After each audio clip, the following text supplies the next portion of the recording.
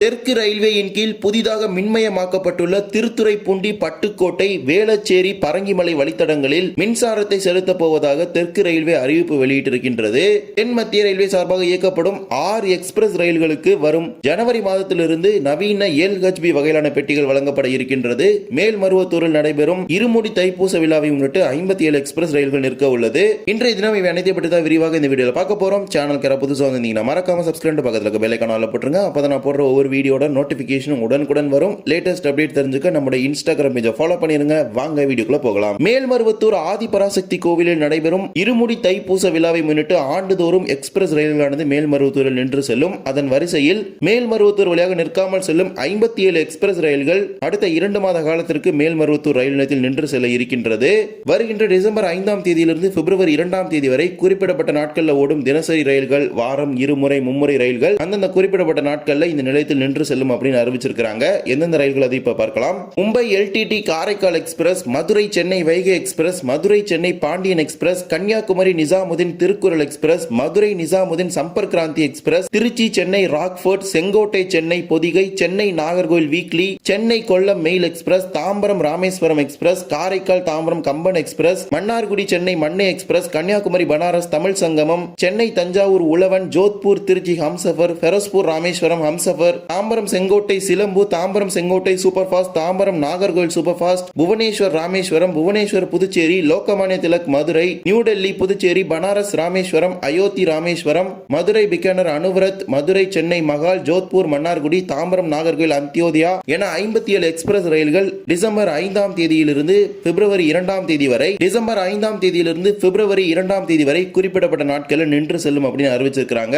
ஒரு சில தினசரி வண்டிகளுக்கு பாத்தீங்கன்னா அடுத்த 2 மாத காலம் முழுவதுமே நிற்க உள்ளது. சில வாராந்திர வண்டிகள் குறிப்பிடப்பட்ட நாட்களில் நின்று செல்லும். அந்த நிலையத்தை கடந்து செல்லும் போது இதற்கான முன்பதிவுகள் IRCTC இணையதளங்களில் துவங்கப்படும். எனவே மேல்மருவத்தூர் செல்லக்கூடிய பக்தர்கள் பயன்படுத்திக் கொள்ளுங்கள். மேல்மருவத்தூர் வழியாக செல்லக்கூடிய அனைத்து வண்டிகளுமே நின்று செல்லும். வந்தே பாரத், தேஜஸ் இந்த மாதிரி ரயிலை தவிர. இதே போலவே தெற்கு ரயில்வேயில் திருச்சிராப்பள்ளி மற்றும் சென்னை ரயில்வே கோட்டங்களில் புதிதாக மின்மயமாக்கப்பட்டுள்ள வழித்தடங்களில் மின்சாரம் செலுத்தப்பட உள்ளதாக தெற்கு ரயில்வே அறிவித்திருக்கிறது. சுமார் 17 ஆண்டுகளுக்கு பிறகு நிறைவடைய இருக்கும் வேளச்சேரி பரங்கிமலை MRTS பறக்கும் வழித்தடத்தில் வருகின்ற நவம்பர் 30ஆம் தேதியிலிருந்து மின்சாரம் செலுத்தப்பட இருக்கின்றது.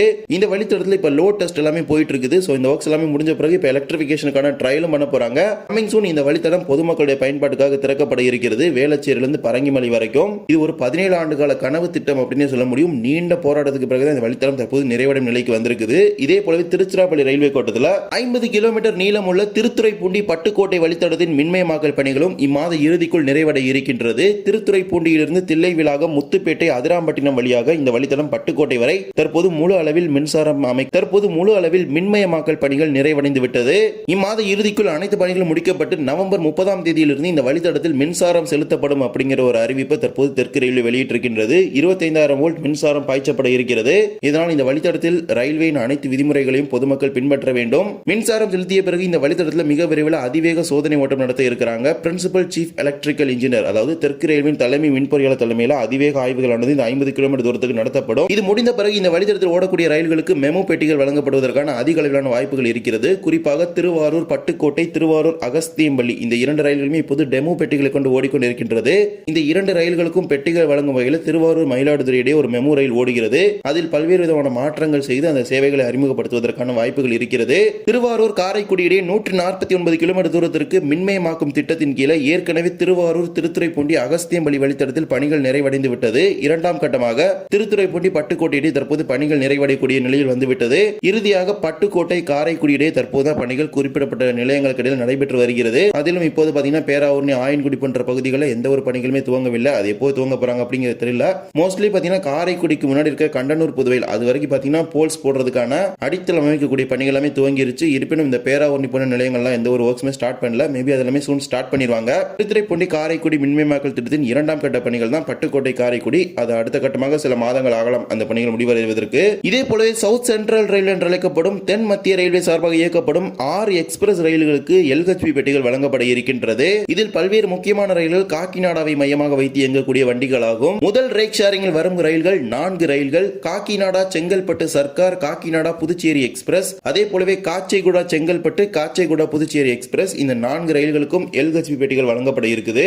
17651, 17652 காச்சைகுடா செங்கல் செங்கல்பட்டு எக்ஸ்பிரஸ் மற்றும் 17653 17654 காச்சேகுடா புதுச்சேரி எக்ஸ்பிரஸ் காச்சேகுடா செங்கல்பட்டு ரயிலுக்கு ஜனவரி 13ஆம் தேதியிலிருந்து காச்சிகுடாவிலிருந்தும் செங்கல்பட்டிலிருந்து ஜனவரி 17ஆம் தேதியிலிருந்து நடைமுறைக்கு வரும். அதே போலவே காச்சேகுடா புதுச்சேரி ரயிலுக்கு காச்சேகுடாவிலிருந்து ஜனவரி 14ஆம் தேதியிலிருந்தும் புதுச்சேரியிலிருந்து ஜனவரி 16ஆம் தேதியிலிருந்தும் நடைமுறைக்கு வரும். இதே போலவே train number 17643 17644 Kakinada Port Chengalpattu Circar Express மற்றும் 17655 17656 காக்கிநாடா போர்ட் புதுச்சேரி சர்க்கார் எக்ஸ்பிரஸ் காக்கிநாடா செங்கல்பட்டு ரயிலுக்கு செங்கல்பட்டிலிருந்து ஜனவரி 14ஆம் தேதியிலிருந்து நடைமுறைக்கு வரும். அதே போலவே காக்கிநாடாவிலிருந்து ஜனவரி 16ஆம் தேதியிலிருந்து நடைமுறைக்கு வரும். காக்கிநாடா புதுச்சேரி ரயிலுக்கு இரு மார்க்கத்திலும் ஜனவரி 15ஆம் தேதியிலிருந்து இந்த பெட்டிகள் மாற்றம் நடைமுறைக்கு வரும் என தெற்கு ரயில்வே அறிவித்திருக்கிறது. இதுல ஐசிஎ பெட்டிகள் எல்ஹெச்பி பெட்டிகளாக மாற்றப்படும் பொழுது ஸ்லீப்பர் பெட்டிகளின் எண்ணிக்கை வெகுவாக அனைத்து ரயில்களுமே குறைக்கப்படுகின்றது. குறிப்பாக தெற்கு மத்திய ரயில்வே சார்பாக இயக்கப்படும் பல்வேறு ரயில்களுக்கு இவ்வாறு செய்யறாங்க. அதன்படி எல்ஹெச்பி பெட்டிகளாக மாற்றப்படும் பொழுது புதிய பெட்டி முறையில் ஒரு AC 2 tier 7 AC 3 tier 6 sleeper 4 unreserved ஒரு எஸ்எல்ஆர் ஒரு இஓஜி சேர்த்து மொத்தமாக 20 எல்ஹெச்பி பெட்டிகள் இந்த ரயிலுக்கு இருக்கும் அப்படிங்கிற ஒரு அறிவிப்பை வெளியிட்டு இருக்காங்க. இதுல ஒரு நல்ல விஷயம் என்னன்னு பாத்தீங்கன்னா முன்னாடி 2 அன்ரிசர்வ் தான் இந்த ட்ரெயின்ல இருக்கும். இப்போ அது எக்ஸ்ட்ரா 2 இன்க்ரீஸ் பண்ணி 4 மாத்தி இருக்காங்க. இதே போலவே train number 17209 17210 Kakinada Town SMVT Bengaluru Seshadri Express மற்றும் 17235 17236 எஸ்எம்விடி பெங்களூர் நாகர்கோயில் எக்ஸ்பிரஸ் இந்த 2 ரயில்களுமே பெட்டி பகிர்மானம் செய்யக்கூடிய ரயில்களாகும். இந்த ரயில்களுக்கும் எல்ஹெச்பி வகையிலான பெட்டிகள் வழங்கப்பட இருக்கின்றது. காக்கிநாடா எஸ்எம்விடி ரயிலுக்கு வருகின்ற ஜனவரி 13ஆம் தேதியிலிருந்து காக்கிநாடாவில் இருந்தும் ஜனவரி 16ஆம் தேதியிலிருந்து எஸ்எம்விடி பெங்களூரிலிருந்தும் நடைமுறைக்கு வர இருக்கின்றது. அதே போலவே நாகர்கோவில் ரயிலுக்கு ஜனவரி 14ஆம் தேதியிலிருந்து எஸ்எம்விடி பெங்களூரிலிருந்தும் ஜனவரி 15ஆம் தேதியிலிருந்து நாகர்கோவிலிருந்தும் நடைமுறைக்கு வரும். இந்த ரயிலுடன் பெட்டி பகிர்மானம் செய்யக்கூடிய திருவனந்தபுரம் நாகர்கோவில் ரயிலும் எல்ஹெச்பி பெட்டிகளை கொண்டு இயங்கும். அதன்படி எல்ஹெச்பி பெட்டிகளாக மாற்றப்படும் பொழுது இந்த ரயிலும் ஸ்லீப்பர் பெட்டிகள் வெகுவாக குறைக்கப்படுகின்றது. 2 AC 2 tier 7 AC 3 tier 6 sleeper 4 unreserved 2 SLR EOG சேர்த்து மொத்தமாக 21 எல்ஹெச்பி வகையிலான பெட்டிகளுடன் ரயில் இயக்கப்படும் அப்படின்னு அறிவிச்சிருக்காங்க. இந்த ரயிலோட ஐசிஎ பெட்டிகளை பொறுத்த வரைக்கும் அதோட காம்போசிஷன் எப்படி இருந்துச்சுன்னா ஒரு first AC cum 2 tier 2 AC 2 tier 5 3 tier 11 sleeper 2 unreserved 2 SLR சேர்த்து மொத்தமா 23 கம்பார்ட்மெண்ட்ஸ் இருந்துச்சு. இதை எல்ஹெச்பியா மாத்தும் போது பாத்தீங்கன்னா first AC cum 2 tier compartment அப்படியே தூக்கிட்டாங்க. அதுக்கு பதிலா 3 டயரே பாத்தீங்கன்னா எக்ஸ்ட்ரா ஆட் பண்ணிட்டாங்க. 5 3 டயர் கம்பார்ட்மெண்ட்ஸ் பாத்தீங்கன்னா 7 3 டயரா மாறிடுச்சு. அதே நேரத்தில் 11 ஸ்லீப்பர் அப்படிங்கிறது 6 ஸ்லீப்பரா மாறிடுச்சு. இதுல ஒரு நல்ல விஷயம் என்னன்னு சொல்ல முடியும்னா இந்த பெங்களூர் நாகர்கோவில் எக்ஸ்பிரஸ்ல பாத்தீங்கன்னா 2 அன்ரிசர்வ் தான் இருக்கும். இதுல நிரம்பி வெளியக்கூடிய ஒரு ரயிலா இருக்குது நம்ம சைடுல. அதே மாதிரி காக்கிநாடா பெங்களூர் எக்ஸ்பிரஸ்ல பாத்தீங்கன்னா பயங்கரமான கூட்டம் போகுது. சோ இப்போ 2 அன்ரிசர்வ் அப்படிங்கிறது 4 மாறி இருக்குது. இது ஒரு நல்ல விஷயம் அப்படின்னு சொல்ல முடியும். பட் ஸ்லீப்பர் கம்பார்ட்மெண்ட்ஸ் வெகுவா ரெடியூஸ் பண்ணிட்டாங்க. இவ்வாறு தான் ஜனவரி மாதம் முதல் தென்மத்திய ரயில்வே சார்பாக இயக்கப்படும் 6 எக்ஸ்பிரஸ் ரயில்களுக்கு எல்ஹெச்பி பெட்டிகளை வழங்குவதாக அறிவிச்சிருக்காங்க.